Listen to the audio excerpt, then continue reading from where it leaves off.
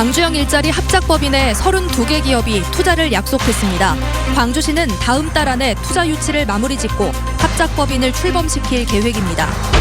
고령 경비원들의 부당한 해고를 막기 위해 광주시가 지난해 전국 최초로 조례를 제정했지만 사정은 나아지지 않았습니다.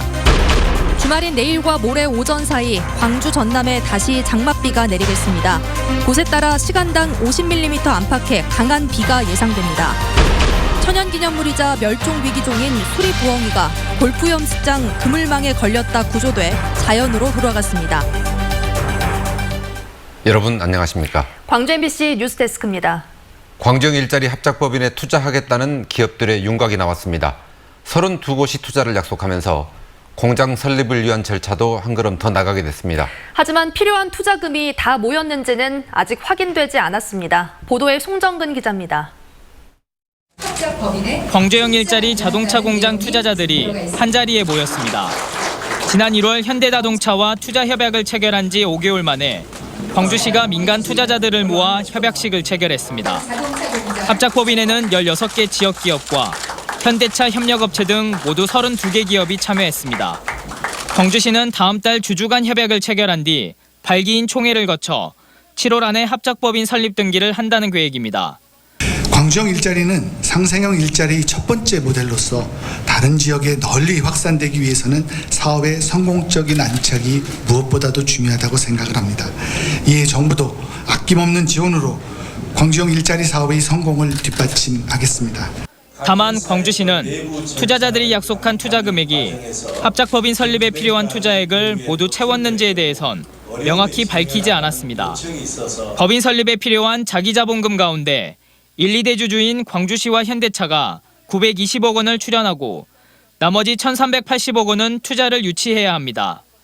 지금까지 산업은행이 250억 원, 광주은행이 100억 원, 호방과 중홍이 각각 50억 원씩 출연하기로 했고 지역 중견기업이 10억 원을 투자하기로 결정했다는 것만 알려졌을 뿐 나머지 920억 원이 모아졌는지는 확인되지 않았습니다. 이분들 각각의 투자 금액은 각 회사에서 내부 절차를 받는 과정에서 그 금액까지 외부에 노출될 경우 어려움에 직면하다는 요청이 있어서 이번에는 구체적인 금액은 공개를 하지 않겠습니다.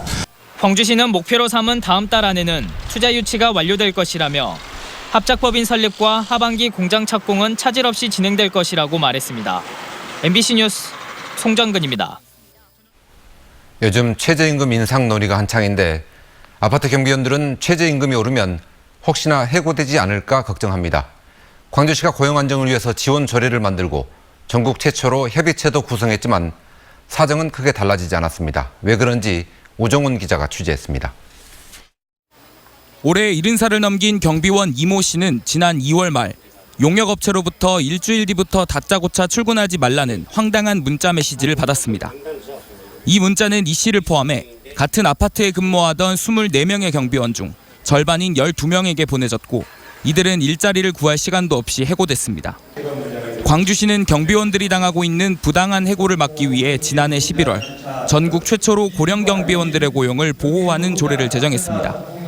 이 조례를 근거로 경비원 일자리 협의체가 구성됐지만 경비원들에게는 아무런 도움이 되지 못했습니다. 취업을 할 수 있게끔 시간적 여유를 줘야 되는데 시간적 여유도 안 주고 갑자기 일주일 만에 잘라본 거죠. 실제 전년도에 비해 2019년 최저임금 상승분에 따른 광주 지역 경비원 해고율은 5.1% 증가한 것으로 나타났고 올해 최저임금 미만 사업장도 전체 19%에 이르는 것으로 나타났습니다. 경비원들의 잇따른 해고에 이처럼 빈 초소는 늘었고 인원이 줄면서 경비원 개개인이 부담해야 할 택배 분리업 등은 증가했습니다. 경비원들은 이렇게 상황이 악화된 데는 조례에 담긴 내용들의 구체성이 없어 유명무실하고 입주자 대표회의, 용역업체, 지자체로 이루어진 협의체를 구성하려는 노력과 협회에 대한 재정 지원도 없다면서 자치단체를 비판했습니다. 조례안에 적용해가지고 용역업체에 대해서 우리가 조율할 수 있는 것이 아무것도 없지. 즉 다시 말해서 회칙이라든지 부칙이라든지 조례 이런 법령적인 것들이 전혀 돼 있는 것이 아무것도 없어. 이에 대해 광주시는 경비원들끼리도 요구사항에 대한 의견이 일치하지 않는 등 분열이 있다며 논의가 늦어진 데에 대해서 협의회로 책임을 돌렸습니다. 입주자 대표자 회의 쪽이랄지 용역업체에 접촉을 했을 때 그분들이 그런 필요를 느껴가지고 그 대화의 테이블에 나오게 된다 할지 이제 이 부분이 과제로 여전히 남아 있는 거죠.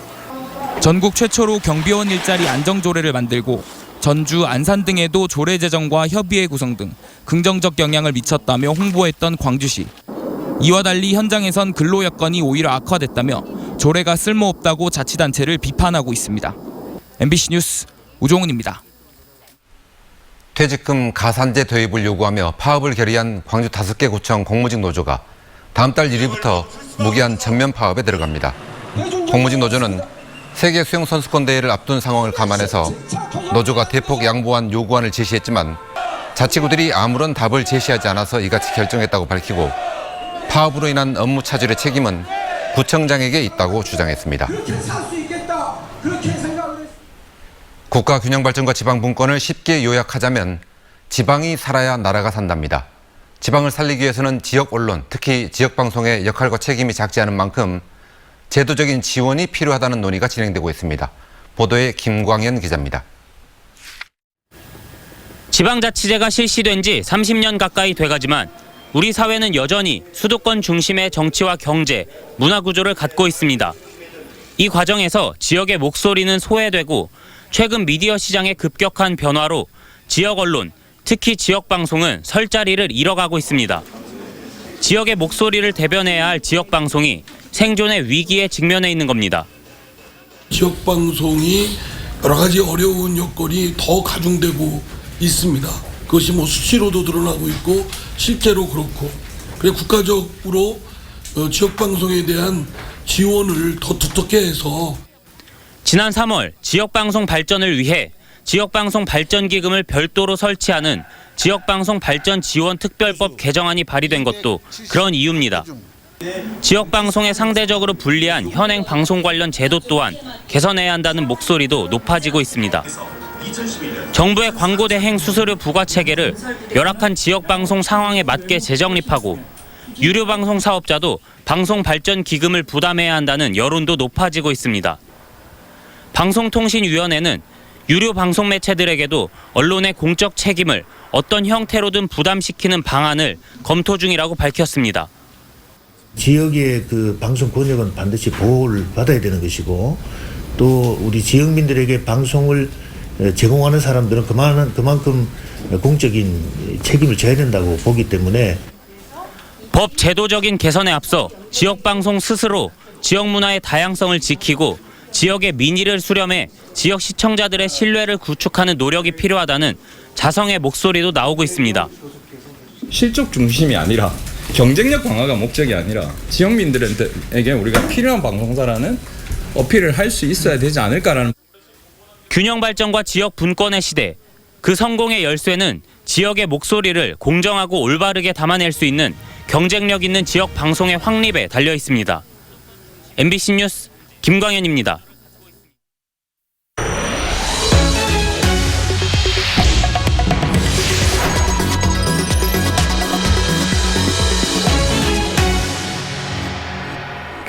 내일과 모레 사이에 다시 장맛비가 쏟아지겠습니다. 곳에 따라 집중호우가 내릴 것으로 예상되는데요. 피해 입지 않도록 미리 대비하셔야겠습니다. 이다솔 기상캐스터입니다.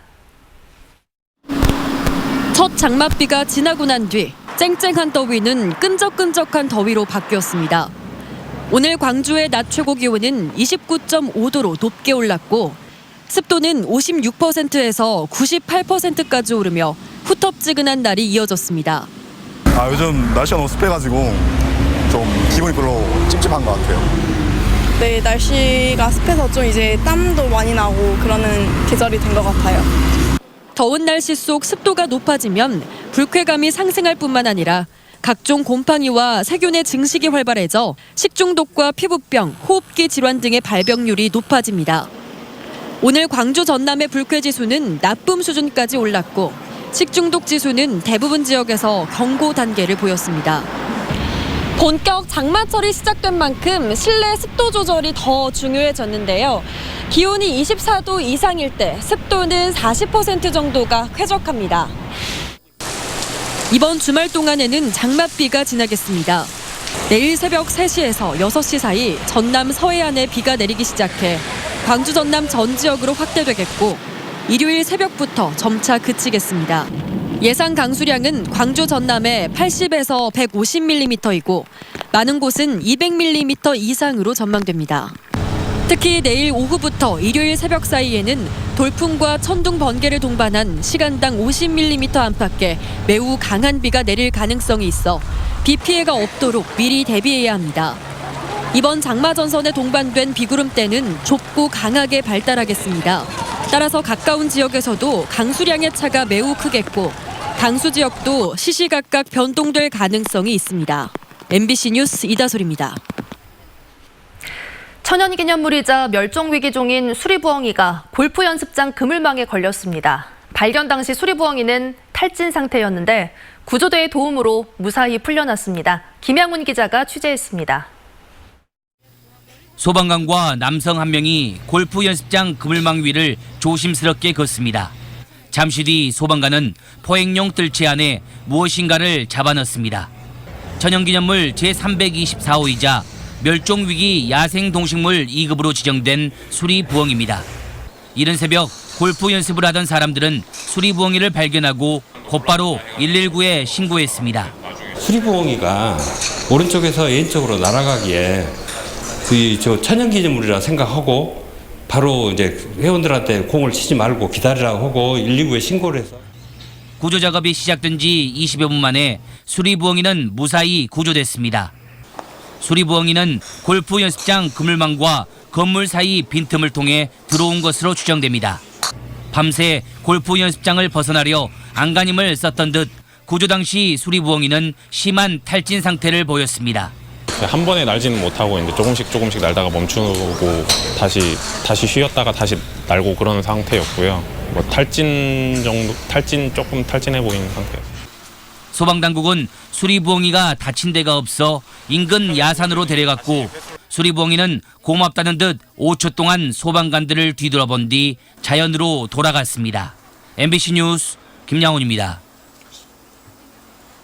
일제 강제징용 피해자와 시민단체들이 미쓰비시의 사과와 배상을 촉구하는 삼보 일배 시위를 진행했습니다. 근로정신대 할머니와 함께하는 시민모임 회원과 나고야 소송지원회 회원 등 10여 명은 오늘 오전 미쓰비시 중공업 앞에서 일제 강제징용 피해자들에 대한 일본 정부의 사과와 미쓰비시의 배상을 촉구하는 삼보 일배 시위를 진행했습니다. 또 다음 달 15일까지 미쓰비시 측이 배상 논의에 나서지 않으면 압류한 지적재산권을 매각할 계획이라고 경고했습니다. 나주 SRF 발전소의 시험 가동은 합의됐지만 매몰 비용 처리 등을 놓고 이견이 계속되고 있습니다. 어제 열린 나주 SRF 해결을 위한 민관 거버넌스 위원회 10차 회의에서는 환경 영향성 조사와 주민 투표가 포함된 주민 수용성 조사에 대해서 잠정 합의안을 도출했습니다. 하지만 주민 투표 결과에 따라 발전소를 폐쇄할 경우에 발생할 매몰 비용에 대해서는 주민과 열병합 발전소가 이견을 보여 최종 합의안은 작성되지 않았습니다. 이에 따라 민관 거버넌스 위원회는 다음 달 9일 11차 회의를 열고 발전소 폐쇄에 따른 손실 보전 방안 등에 대해 논의를 이어가기로 했습니다.